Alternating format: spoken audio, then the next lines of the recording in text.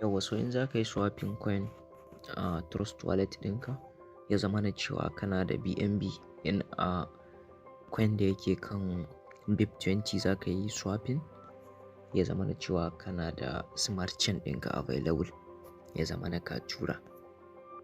Kamar yanzu misali nan an turo smart chain, so abin da za ka yi shine za ka zo abin nan dApps ɗinka, ya danganta da kowanne coin ne za ka yi swapping.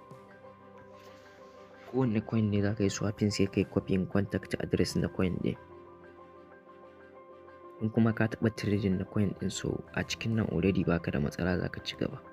In baka taɓa ba ne za ka yi copying contact address na coin ɗin. So za ka zo nan gurin, yanzu misali gashi nan inda aka ce wannan cake ɗin, so sai ka cire ka yi clicking kan shi. Once ka yi clicking kan shi zai kawo ma kamar haka. So za ka yi pasting na contact address na kowanne coin ne za ka yi trading a nan gurin. Once ka taɓa past zai fito maka, sai ka yi adding nashi. Already in kana da shi zai fito kamar haka misali. So once ya fito, za ka yi clicking amount na coin wanda kake so ka yi swapping, kamar guda nawa kake so ka siya. Yanzu for example, azumin mu ce muna so mu siye guda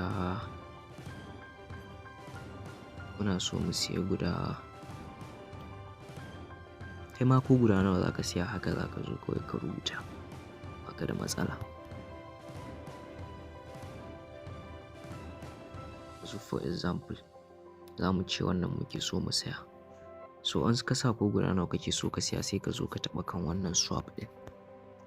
Once ka taɓa kan swap, zai kai ka next page. Once ya kai ka sai ka koma taɓa confirm swap. Once ka taɓa confirm swap zai kai ka wallet ɗinka, sai ka yi accepting transaction ɗin, za ka yi approving.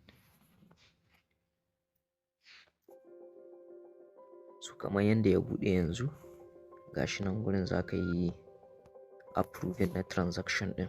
So za ka iya duba network fee da za a maka wannan lokacin da komai da komai. In ka gamsu da shi, kana da requirement ɗin, sai ka yi swapping ɗin kawai. So sai ka danna approve. Once ka danna approve zai nuna ma kamar haka, zai yi successfully bayan ya gama loading. Transaction submitted. Gashi transaction submitted. So za ka jira feedback. Transaction receipt. So za ka iya viewing transaction ɗin a BSC scan. Za ka iya viewing na transaction ɗin.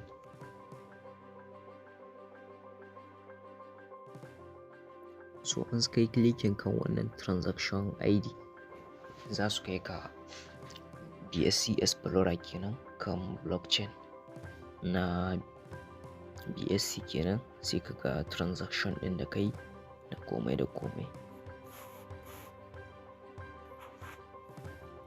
So yanzu mu already namu mun riga mun yi kuma yayi.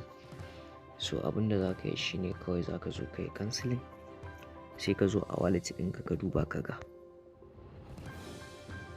So nan babu safe mun ɗin, at least nan bai zo ba kenan. So za ka yi refreshing wallet ɗinka kenan. Once ka yi refreshing wallet ɗinka, za ka jira ga coin namu ya zo, safe mun V2 kenan.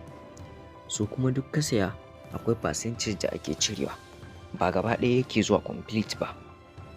Sun da kamar yadda muka sa a can 2000 something muka sa za mu siya. So amma kuma duka a nan idan kun lura, abin da ya mana arriving 1800 something ya shigo. So akwai amount da suke cirewa a duk transaction da aka yi na wannan safe mun ɗin. So za ka zo misali kana so ka tura wa wani ne ko wani abu daban, za ka yi wannan dai shine yadda za ka yi swapping ɗin hankali kwanci.